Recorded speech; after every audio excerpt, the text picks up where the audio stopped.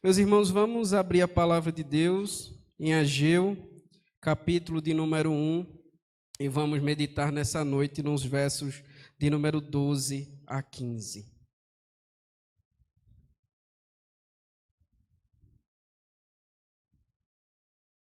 Profeta Ageu, capítulo de número 1, verso de número 12 a 15.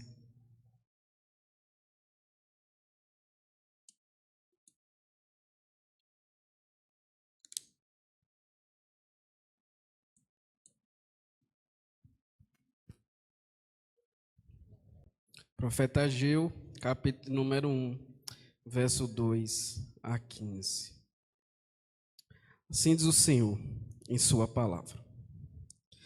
Então, Zorobabel, filho de Salatiel, e Josué, filho de Josadaque, o sumo sacerdote, e todo o resto do povo atenderam à voz do Senhor, seu Deus, e as palavras do profeta Ageu, as quais o Senhor, seu Deus, o tinha mandado dizer, e o povo temeu diante do Senhor.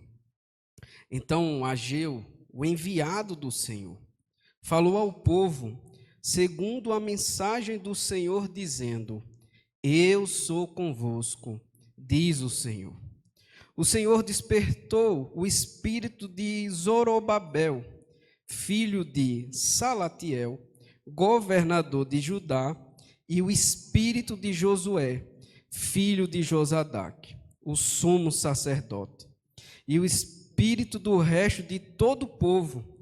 Eles vieram e se puseram ao trabalho na casa do Senhor dos Exércitos, seu Deus, ao 24º dia do 6º mês. Amém. Palavra do Senhor. Meus irmãos, atender à voz do Senhor nunca é fácil. Geralmente estamos sempre querendo fugir do seu chamado. Estamos acostumados a até detectar os problemas, porém temos até às vezes até a solução, mas é cômodo ficarmos com os braços cruzados. A Bíblia nos relata que o chamado de Deus para o serviço sempre foi encarado com muita relutância pelos servos de Deus. É da nossa natureza a busca por um caminho mais confortável. A história da Reforma nos diz que em 1536, um jovem estava de passagem por Genebra e o sonho dele era viver uma vida tranquila de estudo. Porém, um servo de Deus chamado Guilherme Farel, sabendo da sua passagem pela cidade, foi até aquele jovem e o ameaçou. Você busca sua própria tranquilidade, mas eu te declaro, em nome de Deus, se você recusar a ajudar nessa obra, Deus amaldiçoará a paz que você procura. O nome desse jovem, como bem conhecemos, era João Calvino, que depois nos seus escritos relata acerca desse acontecimento, como ficou tomado de terror e com isso não resistiu ao chamado do Senhor. E a história nos conta, depois que esse jovem se torna um dos maiores líderes da Reforma protestante. Meus irmãos, até o momento nós vimos no domingo passado o livro do profeta Ageu, e que a prioridade do povo que havia voltado da Babilônia estavam erradas. Eles estavam correndo atrás de suas próprias casas e esquecendo-se da casa de Deus. A consequência disso era que o céu estava retendo o orvalho e a terra os seus frutos. Eles trabalhavam muito e colhiam pouco. Então, meus irmãos, eu gostaria de meditar com vocês nessa noite, atendendo à voz de Deus. E como podemos atender à voz de Deus? Em primeiro lugar, meus irmãos, obedecendo a sua palavra.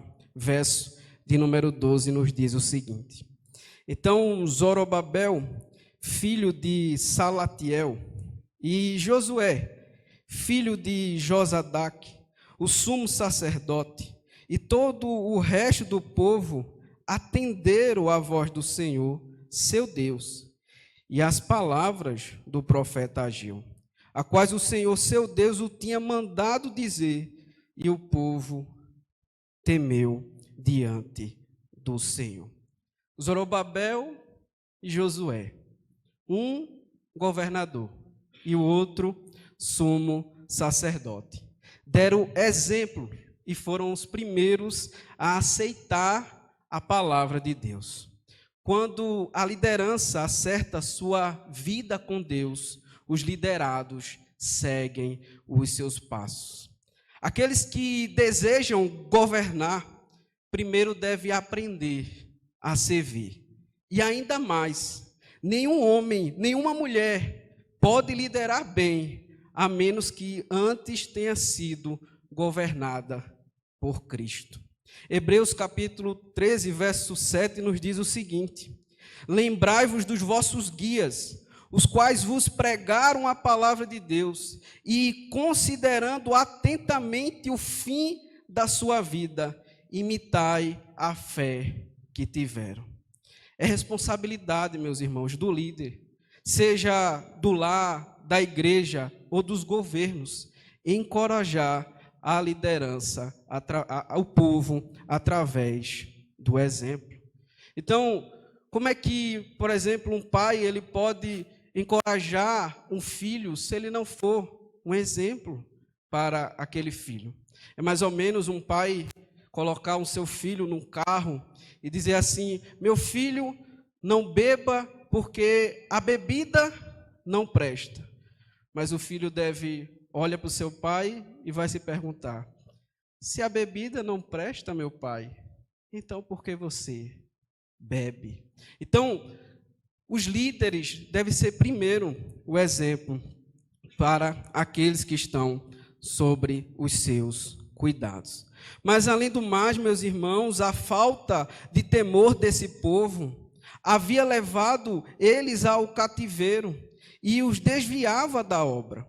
Mas o temor agora a Deus os faz voltar e colocar as mãos na obra de Deus. Provérbios 1:7 nos diz o seguinte: o temor do Senhor é o princípio do saber. Quem teme a Deus é obediente à sua palavra. Lucas 6:46. E por que me chamais Senhor, Senhor, e não fazeis o que vos digo? Então, o temor a Deus está intimamente à obediência à sua palavra. Mas é estranho porque se você perguntar para a maioria das pessoas, por exemplo, que moram em Bom Conselho, eu acredito que 99,9% das pessoas vão dizer que temem a Deus. Mas se temem a Deus, por que não obedecem a sua palavra? Porque é na obediência à sua palavra que, de fato, nós vemos o temor a Deus. Então, nós atendemos a voz de Deus em primeiro lugar, quando obedecemos a sua palavra. Isso é muito real. Eu tinha um determinado colega que ele dizia o seguinte, que quando a gente fosse ler a Bíblia, ele não era cristão, mas dizia assim: quando a gente for ler a Bíblia, a gente tem que sempre estar vestido, né? Ou seja, não pode ler a Bíblia sem camisa. Aí eu disse: certo, mas você lê a Bíblia sempre com camisa, não é? Eu disse: é. E por que você não obedece a sua palavra? Então ele estava ligado apenas ali àquele legalismo, aquela demonstração de até temor a Deus, mas sua vida mostrava que ele não temia a Deus. Então, em primeiro lugar, obedecemos a Deus quando obedecemos a sua palavra. Em segundo lugar, meus irmãos, atendemos a voz de Deus quando andamos em sua presença. Verso de número 13, diz assim o Senhor: Então Ageu, o enviado do Senhor, falou ao povo, segundo a mensagem do Senhor, dizendo: Eu sou convosco, diz o Senhor. Em primeiro lugar aqui, meus irmãos, Ageu, ele é o enviado do Senhor. Ele se dirige ao povo não como uma mensagem de sua autoria, mas segundo a mensagem do Senhor. E é comum em nossos dias atribuir o poder no mensageiro, quando na verdade o poder está na mensagem. Paulo vai dizer isso em Coríntios capítulo 2, 2 Coríntios capítulo 4, verso 7.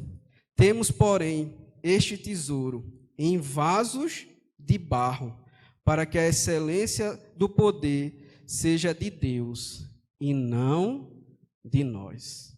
Então, o poder, irmãos, não está no mensageiro. Somos apenas vasos de barro. O poder está na mensagem. Charles Spurgeon, ele vai dizer que a maior pregadora, ele aprendeu mais teologia, sabe com quem foi?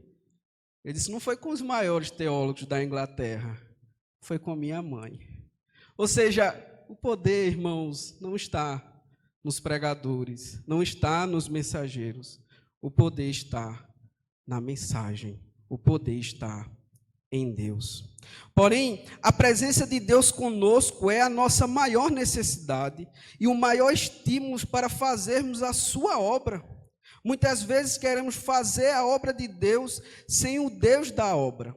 Jesus nos disse, sem mim nada podemos fazer. Então, só podemos fazer a obra de Deus por meio do Espírito Santo, por meio de Deus habitando em nosso meio.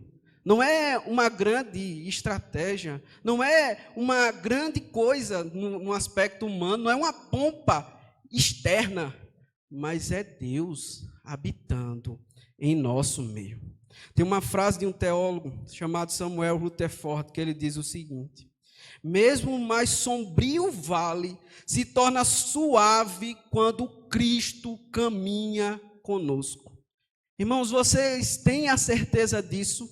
Que Cristo caminha com vocês?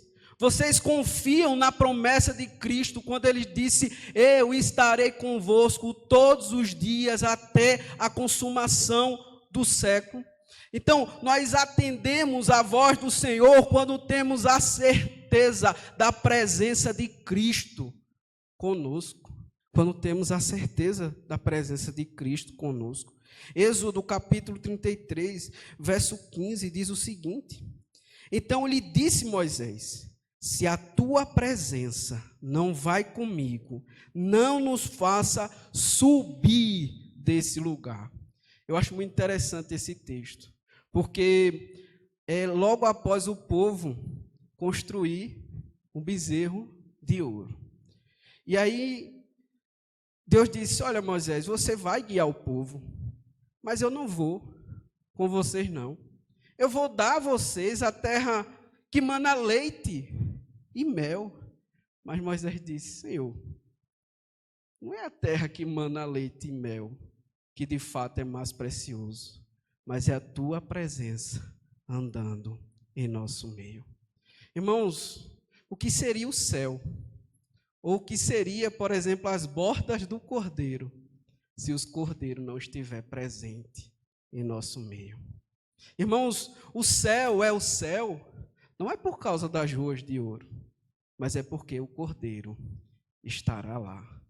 Então, irmãos, ao servirmos a Deus, nós temos a certeza de andarmos em sua presença.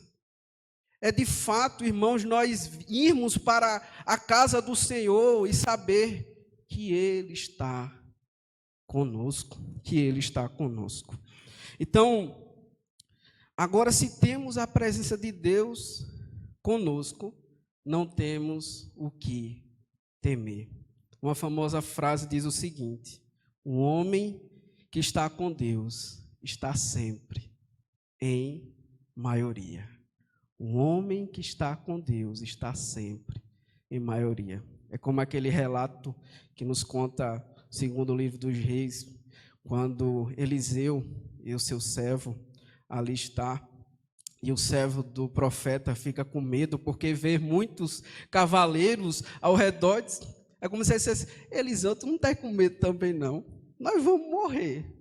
Aí Eliseu disse: espera aí, deixa eu abrir os teus olhos. Mas, irmãos, é que está conosco do que aquele que está no mundo. É por isso que a igreja avança, meus irmãos. Mesmo diante da maior perseguição, mesmo pode se levantar o maior ditador ou o maior homem para destruir a igreja, ele não vai conseguir.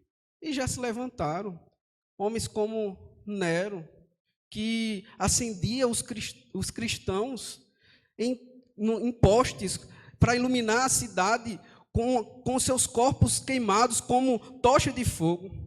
E aí é interessante porque tem um relato de um cristão e diz que ele estava indo para ser morto na arena, e a igreja lá de Roma diz: não vai não, não vai não. Ele disse: eu vou porque eu quero ser moído pelos leões, eu sou o trigo de Deus.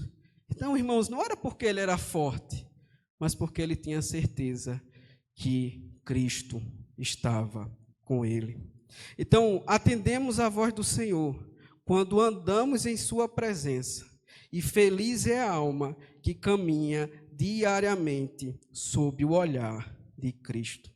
Mas, em terceiro lugar, meus irmãos, atendemos a voz do Senhor quando trabalhamos em sua obra. Verso de número 14 a 15.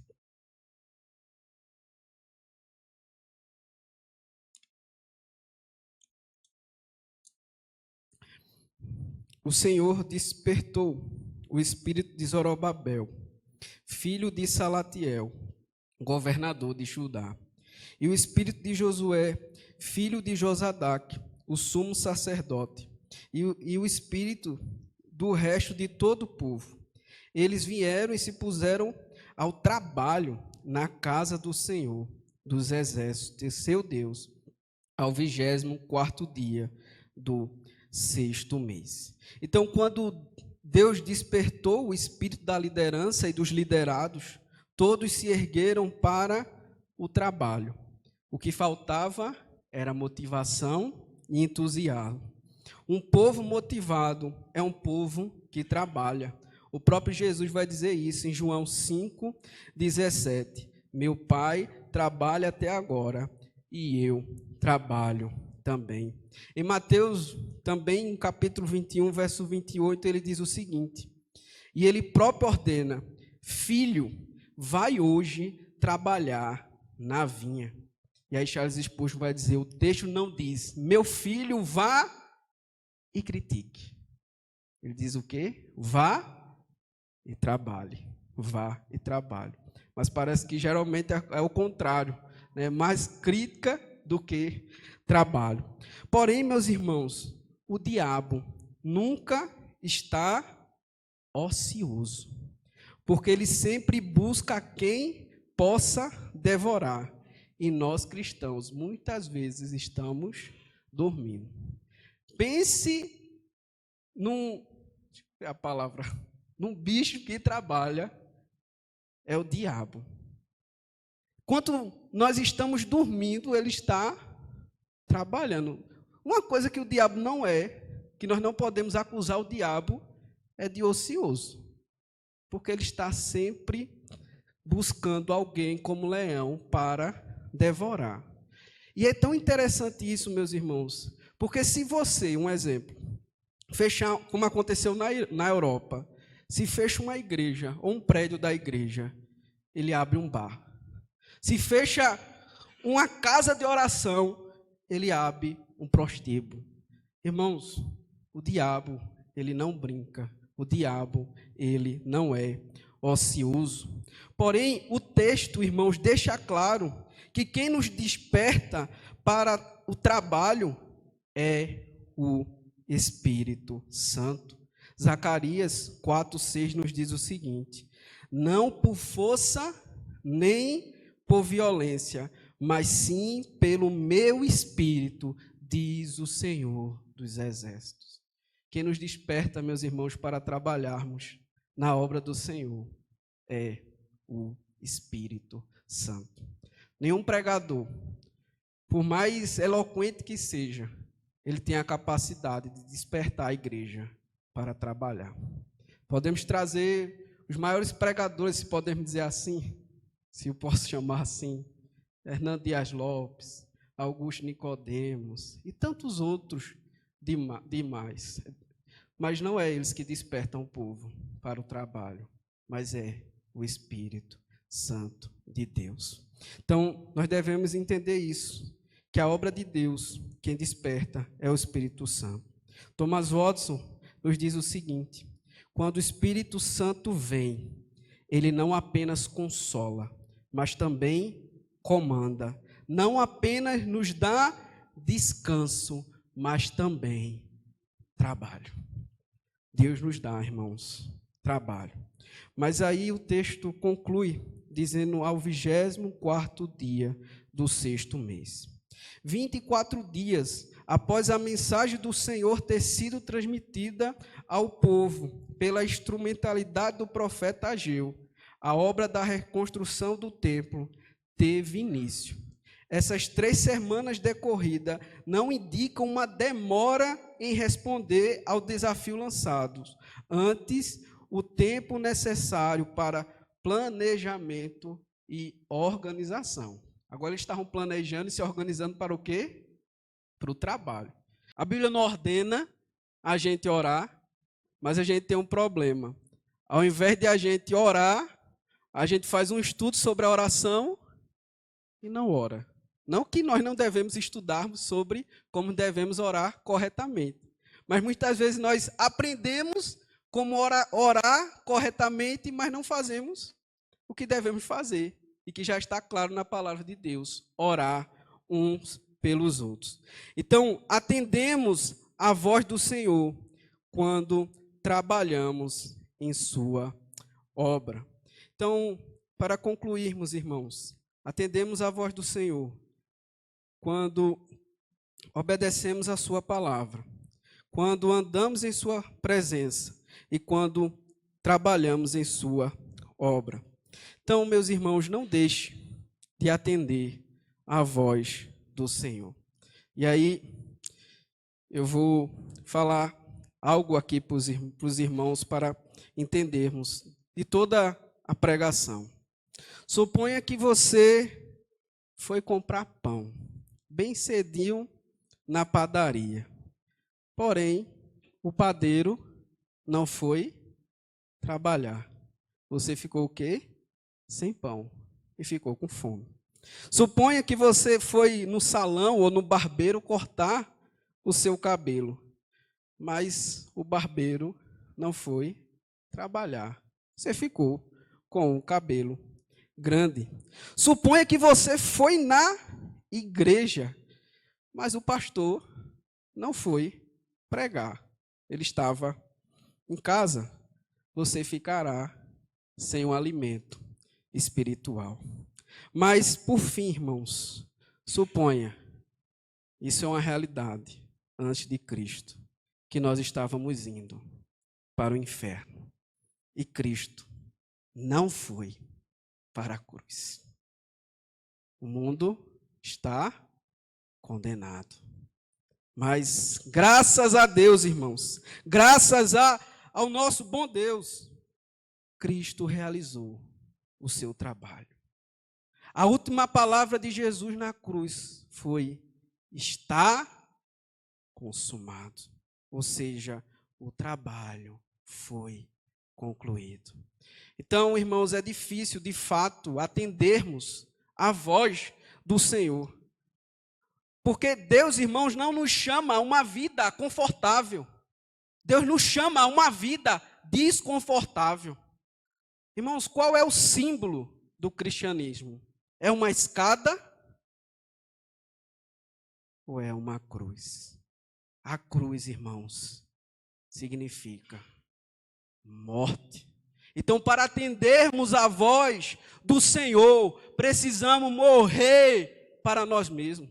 Precisamos tomar a nossa cruz e seguir a Cristo. É no meio do desconforto, é no meio da perseguição, é no meio da maledicência, é no meio da difamação, irmãos, que nós servimos ao Senhor e glorificamos o nome dEle. Porque assim foi outrora nosso mestre, irmãos. Mas ele não ficou reclamando da perseguição, ele não ficou reclamando das blasfêmias que lançaram sobre ele, ele não ficou reclamando da zombaria do povo, mas ele disse: Pai, está consumado. A minha obra, Senhor, foi entregue para os pecadores, para que através da cruz todos que tivessem fé nele pudesse ser salvo. Então, irmãos, por que nós vamos deixar de atender a voz do Senhor? Porque nós vamos deixarmos de trabalhar em prol do reino de Deus. Que o Senhor nos abençoe. Vamos orar.